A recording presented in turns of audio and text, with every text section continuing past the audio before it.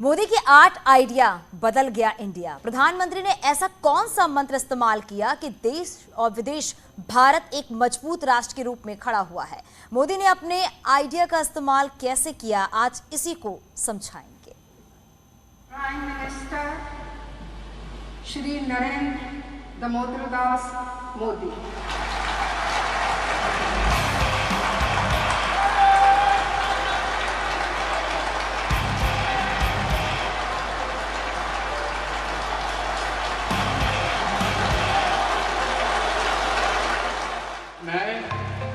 मैं नरेंद्र दामोदर दास मोदी ईश्वर की शपथ लेता हूं कि मैं 26 मई 2014 ये वो तारीख है जब भारत के इतिहास ने करवट बदली।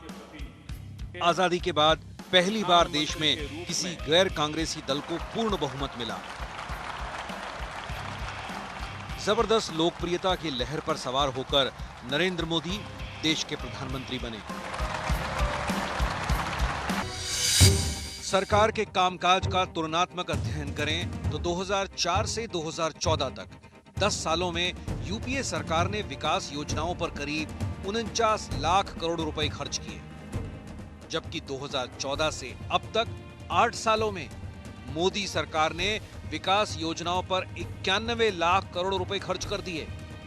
यानी मोदी सरकार ने विकास योजनाओं पर यूपीए के मुकाबले करीब करीब 2 गुना ज्यादा रकम खर्च की है। लेकिन हम बात करेंगे बीते 8 सालों के दौरान प्रधानमंत्री मोदी की 8 बड़ी उन योजनाओं की जिन्होंने भारत के गरीबों के जीवन स्तर में बड़े बदलाव किए। 8 सालों की 8 वो बड़ी योजनाएं जिनका असर आम आदमी के जीवन में बहुत सीधा सीधा देखा गया। वैक्सीन, डायरेक्ट बेनिफिट ट्रांसफर यानी Jan Dhan account, PM Awas Yojana, PM किसान सम्मान निधि, फसल बीमा योजना, आयुष्मान कार्ड, रोड नेटवर्क और स्टार्टअप।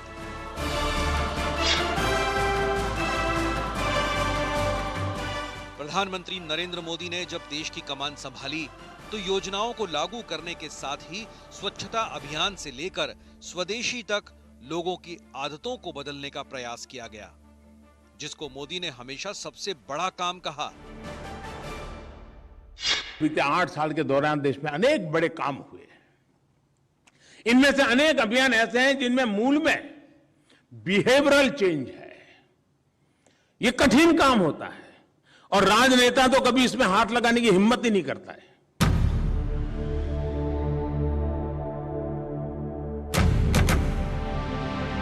आठ साल के मोदी राज में सबसे बड़ी चुनौती बनकर आया कोरोना।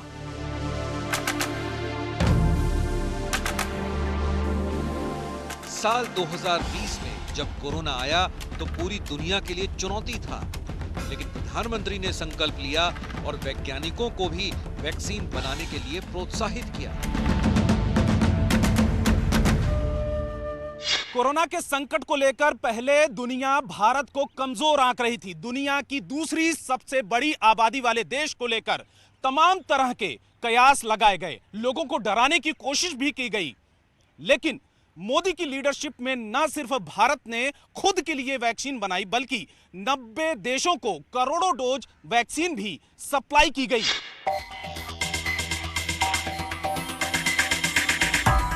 जब महामारी आई तो भारत में न तो पीपीई किट का प्रोडक्शन होता था और न ही N95 मास्क का, लेकिन आज भारत पीपीई किट और N95 मास्क का दुनिया का दूसरा सबसे बड़ा निर्यातक देश बन चुका है। मैं UNGA को ये जानकारी देना चाहता हूं कि भारत ने दुनिया की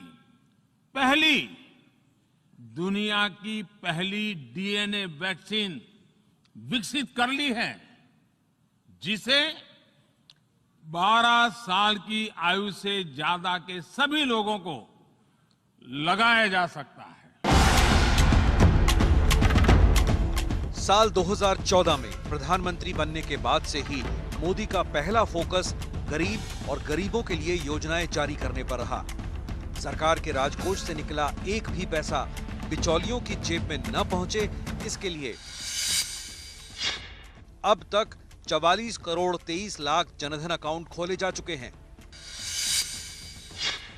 वित्त वर्ष 2019-2020 से वित्त वर्ष 2021 से 22 तक, यानी सिर्फ 3 वित्त वर्षों के अंदर ही भारत सरकार 15,60,000 करोड़ रुपए डायरेक्ट बेनिफिट ट्रांसफर कर चुकी है।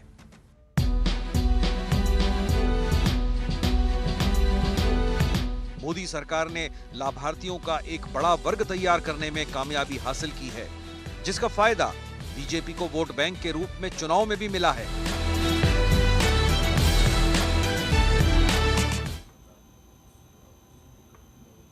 पहले देश के लिए जो स्कीम बनती थी, जो कानून बनते थे, उसमें लिखा होता था एक्सेप्ट जम्मू एंड कश्मीर, लेकिन अब ये इतिहास की बात हो चुकी है। शांति और विकास के जिस रास्ते पर जम्मू और कश्मीर बढ़ रहा है, उसने राज्य के लिए तरक्की के दरवाजे खोल दिए हैं। लेकिन आतंकवाद से जूझते इस राज्य में ये मुमकिन हो कैसे पाया, आज हर भारतीय इस सवाल का जवाब जानता है, और जवाब है धारा 370 का खत्म होना। मोदी सरकार वो सबसे ऐतिहासिक और बोल्ड फैसला जिसे बरसों में किसी और लेने की हिम्मत नहीं की।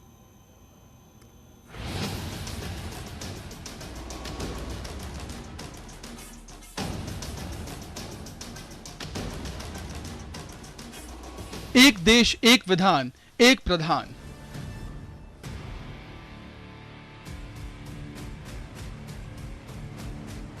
डॉक्टर श्यामा प्रसाद मुखर्जी का संकल्प, जो आजादी के 70 साल बाद मोदी सरकार ने पूरा किया।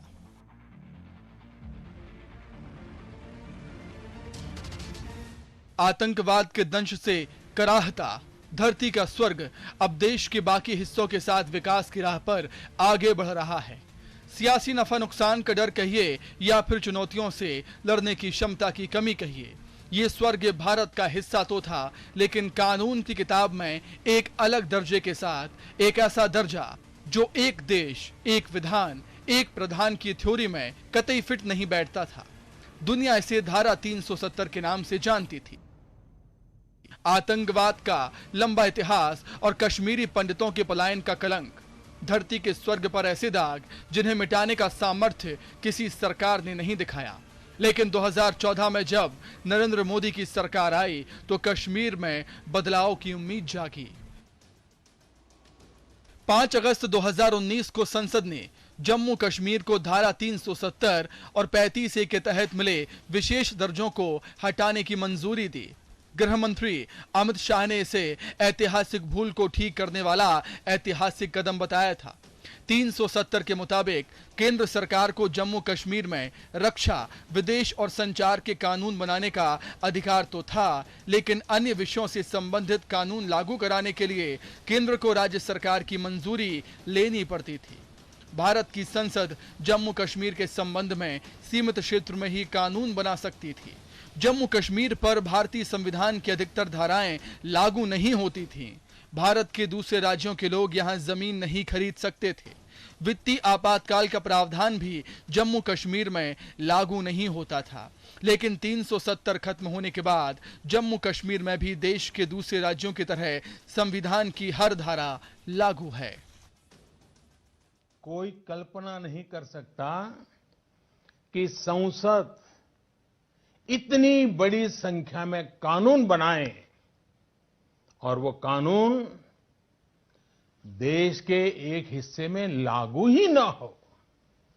यहां तक कि पहले की जो सरकारें एक कानून बनाकर वाहवाही लूटती थी, वो भी ये दावा नहीं कर पाती थी कि उनका बनाया कानून जम्मू कश्मीर में भी लागू होगा।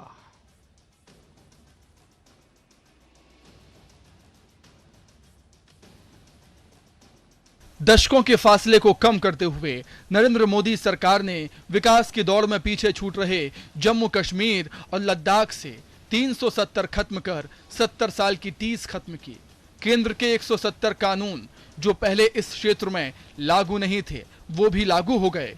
लद्दाख को केंद्र शासित प्रदेश का दर्जा मिला और दोनों क्षेत्रों में विकास की गाड़ी ने रफ्तार पकड़ी। Bureau report, news 18।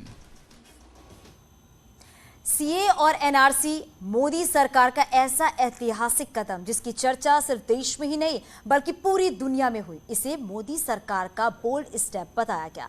देश बड़ा तबका इस फैसले के साथ खड़ा था, लेकिन विरोधियों ने इस पर सवाल उठाए। हालांकि तमाम विरोधों के बावजूद मोदी सरकार अडिग थी और आखिरकार दिसंबर 2019 में कानून पास हो गया।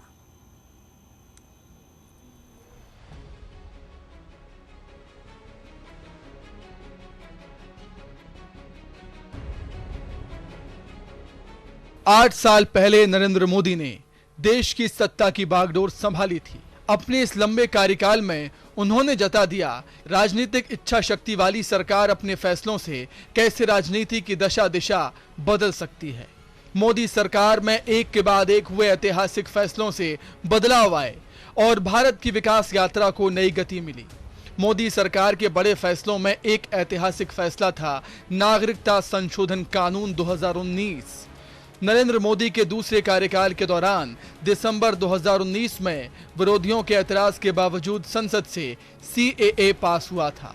सीएए का full form citizenship amendment act है, जिसे हिंदी में नागरिकता संशोधन कानून कहते हैं। इस कानून के लागू होने के बाद अफगानिस्तान, बांग्लादेश और पाकिस्तान से धार्मिक प्रताड़ना के कारण 31 दिसंबर 2014 तक भारत आए गैर मुस्लिम शरणार्थी यानी हिंदू, सिख, बौद्ध, जैन, पारसी और ईसाई समुदायों के लोगों को भारतीय नागरिकता दी जाएगी। यानी 31 दिसंबर 2014 के पहले या इस तारीख तक भारत में प्रवेश करने वाले नागरिकता के लिए आवेदन करने के पात्र हो गए। ये जो एक्ट लाया गया है, ये उन लोगों पर लागू होगा जो बरसों से भारत में ही रह रहे हैं। किसी नए शरणार्थी को इस कानून का फायदा नहीं मिलेगा। जो लोग इस तरह का झूठ बोल रहे हैं, उन्हें पाकिस्तान, अफगानिस्तान और बांग्लादेश से प्रताड़ना जो हुई, उन्हीं लोगों को सुरक्षा देने के लिए ये कानून है। सीएए और एनआरसी यानी राष्ट्रीय नागरिकता रजिस्टर को लेकर विरोधियों ने कई तरह के भ्रम भी फैलाए, लेकिन न्यू इंडिया के लिए एक बड़ा कदम था नागरिकता संशोधन कानून 2019। जहां धर्म पर आधारित है, वहीं राष्ट्रीय नागरिकता रजिस्टर एनआरसी का धर्म से कोई लेना देना नहीं। सीएए के तहत मुस्लिम बाहुल्य आबादी वाले देश पाकिस्तान, बांग्लादेश और अफगानिस्तान में धार्मिक उत्पीड़न के चलते भागकर भारत आए हिंदू, सिख, ईसाई, जैन, बुद्ध और पारसी धर्म के लोगों को भारत की नागरिकता प्रदान करने का प्रावधान है, जबकि एनआरसी में अवैध प्रवासियों की पहचान करने की बात कही गई है। चाहे वे किसी भी जाति, वर्ग या धर्म के हों, ऐसे लोगों की पहचान कर उन्हें देश से बाहर भेजने का प्रावधान है। सीएए भारतीय मुसलमानों को किसी तरह का नुकसान नहीं पहुंचाता। हालांकि इसे लेकर भ्रम फैलाने की कोशिश जरूर की गई। साल 2020 जब पूरी दुनिया के साथ साथ भारत भी कोरोना वायरस की चपेट में आया और इस महामारी को रोकने के लिए पीएम मोदी ने देशव्यापी लॉकडाउन लागू किया, लेकिन इससे देश की अर्थव्यवस्था भी प्रभावित हुई। इकोनॉमिक को पटरी पर लाने के लिए मोदी सरकार ने 20 लाख करोड़ के प्रोत्साहन पैकेज का ऐलान किया, लेकिन इस ऐलान के साथ उन्होंने देश को विकास का रास्ता दिखाने के लिए एक बड़े अभियान की भी शुरुआत की और ये अभियान था आत्मनिर्भर भारत का। आपको बचाने के लिए, आपके परिवार को बचाने के लिए पूरे देश में संपूर्ण लॉकडाउन होने जा रहा है।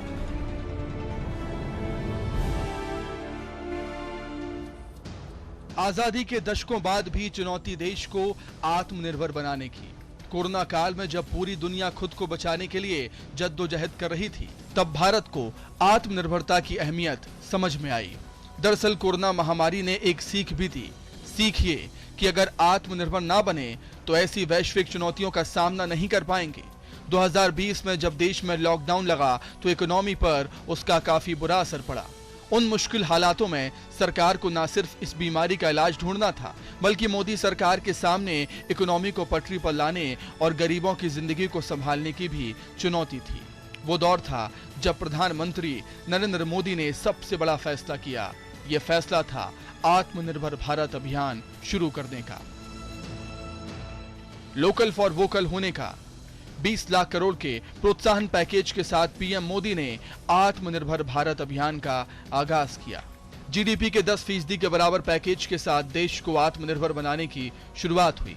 मजबूत इकोनॉमी, इंफ्रास्ट्रक्चर, टेक्नोलॉजी आधारित सिस्टम, विविधता से भरी आबादी और बड़ी मांग, ये आत्मनिर्भर भारत का मूल मंत्र बना।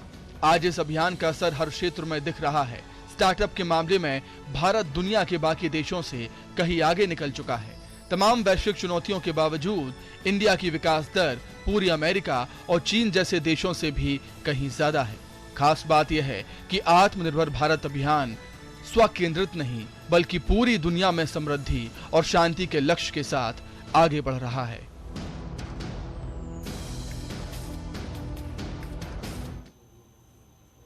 और यहां रुकेंगे एक छोटे से ब्रेक के लिए।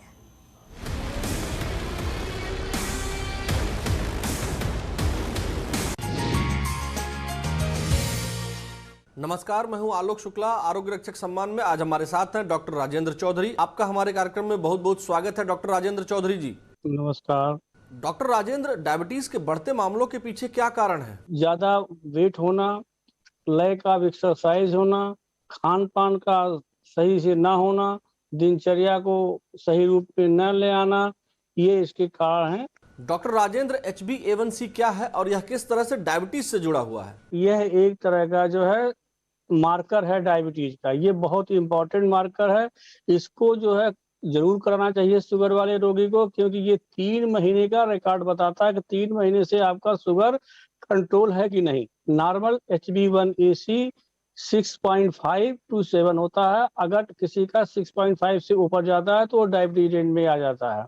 HbA1c हमेशा करा के देखना चाहिए और उसी अनुसार दवाओं का उपयोग करना चाहिए। डॉक्टर राजेंद्र, डायबिटीज से बचाव के लिए क्या कदम उठाने चाहिए? कारण से बचने के लिए अपने खान पान को बराबर मेंटेन करके रहना है, डेली एक्सरसाइज करना है, ज्यादा वजन नहीं होना चाहिए। डॉक्टर राजेंद्र चौधरी जी, न्यूज 18 उत्तर प्रदेश उत्तराखंड आपको आरोग्य रक्षक सम्मान से सम्मानित करता है। आपने डायबिटीज से जुड़ी जरूरी जानकारी शेयर की है, इसके लिए आपका बहुत बहुत धन्यवाद। नमस्कार। इसी के साथ अब मुझे दीजिए इजाजत। नमस्कार।